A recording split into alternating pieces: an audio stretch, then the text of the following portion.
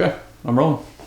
I was injured in a car accident that wasn't my fault. Will the insurance company automatically pay me what I'm owed? I'd like to say in a perfect world, yes, they would. Unfortunately, we don't live in a perfect world.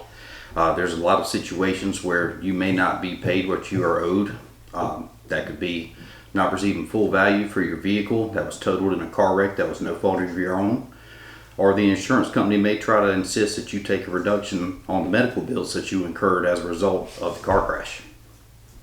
I suffered an injury as a passenger in a car accident. What should I do? First thing, make sure everyone's okay, that you're safe, call the police, and then go seek medical treatment if you're injured.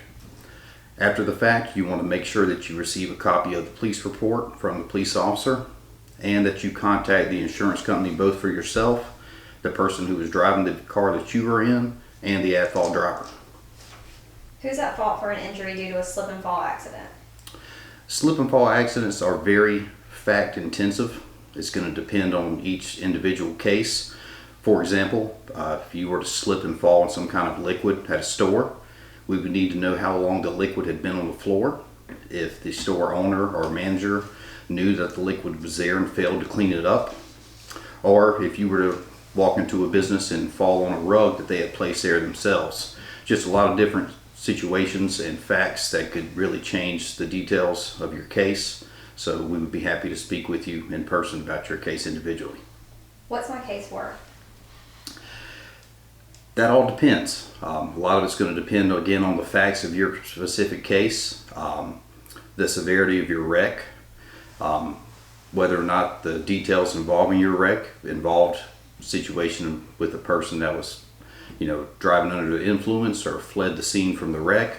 And of course, it's going to depend on the severity of your injuries and what your medical expenses that you incur as a result of this wreck would be. How can I prove my loved one was injured in a nursing home? What I tell people in nursing home cases is to document as much as you can.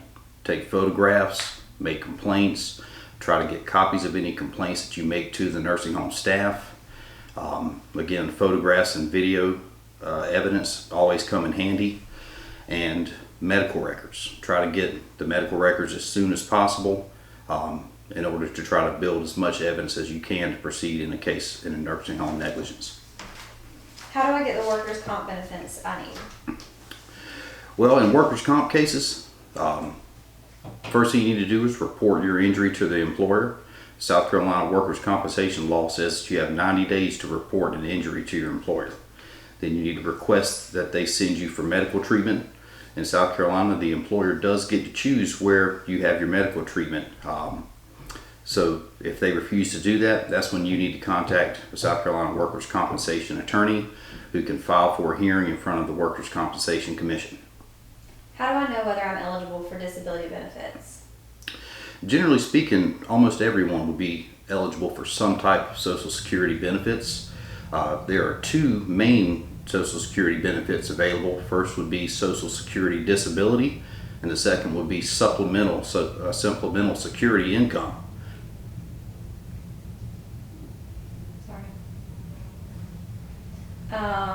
What should I do if I've been turned down for disability benefits? Once you receive your denial letter from Social Security, you generally have 60 days to file an appeal. This is when I usually advise people to get an attorney, because you've already been turned down at the initial stage, which 85 to 90% of people will be denied at the initial stage. An attorney can file for an appeal and to help build your case, and if needed, go and actually try the case in front of a Social Security judge. Can someone work and receive Social Security benefits at the same time? Yes, you can work while receiving Social Security benefits. There is a limit on how much money you can earn in a month. Generally speaking, that's around $1,200 a month. So as long as you don't earn over that required amount, you can receive disability and continue to work. Can I receive disability benefits if I've never worked before? Yes, under disability law, specifically speaking, Social Security income is a type of income that you can receive if you are, I'm going to start over on that one. Okay. I lost my train of thought. Okay, You want to do it again? please. Can I receive disability benefits if I've never worked before? Yes, you can. Under Social Security, and more specifically Social Security supplemental income, You can receive benefits if you have never worked. These are usually for people that don't have much in the way of assets. Generally speaking, you are required to have less than $2,000 in assets to your name, and that you are disabled, but you have no requirement that you have had to work at any time in your life to receive these benefits. How much money can a disabled person expect to receive per month as a part of their disability benefits? This largely depends on how much money you've earned while working during the course of your work history. On average, most people would receive around $1,200, I believe was the average amount for 2019 in disability benefits. But there's going to be a lot of facts and situations that can change that number. Now, if you have children that can also receive disability benefits under your own Social Security, or if you have a spouse that has passed away, you could potentially receive benefits under their Social Security as well. So it's really going to depend on the specifics of your case. If I've been approved for disability benefits, will I receive back pay? Usually if you file for disability, it does take a while to get approved unless you're one of the few people that get approved initially at the first stage. I've seen cases that could take up to a year and a half before you finally make it to a hearing in front of a judge.